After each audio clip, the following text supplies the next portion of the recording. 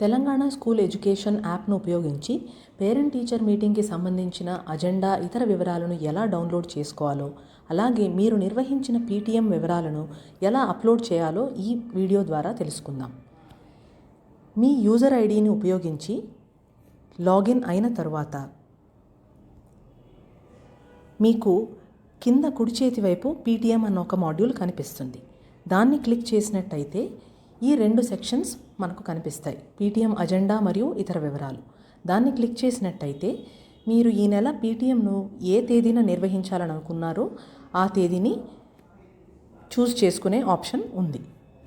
అలా చూస్ చేసుకున్నట్టయితే ఇక్కడ ఫిబ్రవరి పీటీఎం అజెండా, అలాగే తల్లిదండ్రులతో ఏ అంశంపై చర్చించాలో దానికి సంబంధించిన ఇంకొక డాక్యుమెంట్ కూడా మనకు కనిపిస్తుంది. దీన్ని క్లిక్ చేసినట్టయితే మీ ఫోన్లో ఆ పీడిఎఫ్ డౌన్లోడ్ అయిపోతుంది. ఈ విధంగా మనకు అజెండా డౌన్లోడ్ అవుతుంది. అలాగే తల్లిదండ్రులతో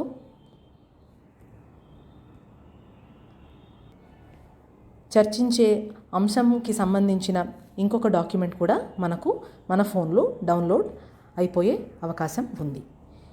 వీటిని ఉపయోగించి మీరు టీచర్లతో చర్చించి సమావేశాన్ని నిర్వహించిన తరువాత దాని వివరాలను ఇలా అప్లోడ్ చేయొచ్చు. ఈ నెల నిర్వహించిన పీటీఎం వివరాలు అని ఉన్న ఆ బటన్ మీద క్లిక్ చేసినట్టయితే మీరు ఏ తేదీన నిర్వహించారో ఆ తేదీని ఎంపిక చేసుకుని పీటీఎంకి సంబంధించిన వివరాలన్నిటినీ మీరు ఇక్కడ ఎంటర్ చేసే అవకాశం ఉంది. తల్లిదండ్రులను ఆహ్వానించడానికి ఏ పద్ధతులు ఉపయోగించారో వాటిని ఎంపిక చేయండి.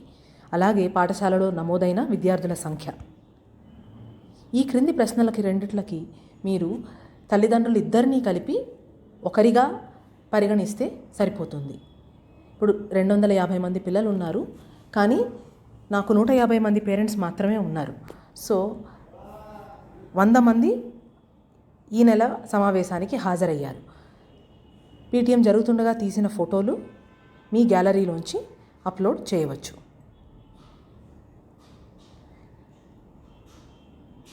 ఆ ఫోటోలను అప్లోడ్ చేశాక ఇమేజ్ ఇన్సర్టెడ్ సక్సెస్ఫుల్లీ అని మనకు ఒక సందేశం కూడా కనిపిస్తుంది. అదేవిధంగా మీటింగ్ మినిట్స్ను మీ రిజిస్టర్లో మీరు నోట్ చేసుకున్న ఫోటోలను ఇక్కడ అప్లోడ్ చేయగలరు. సంబంధిత ఫోటోలన్నీ మీరు అప్లోడ్ చేసిన తర్వాత కింద సబ్మిట్ బటన్ కనిపిస్తుంది. సబ్మిట్ను మీరు క్లిక్ చేసినట్టయితే are you sure you want to submit అని మరొకసారి కన్ఫర్మేషన్ కోసం మనకి ఈ డైలాగ్ కనిపిస్తుంది. మనం అలాగే సబ్మిట్ చేసిన తరువాత మన వివరాలన్నీ ఇందులో యాప్లో సక్సెస్ఫుల్గా అప్లోడ్ అయినట్టు మనకు సందేశం కనిపిస్తుంది.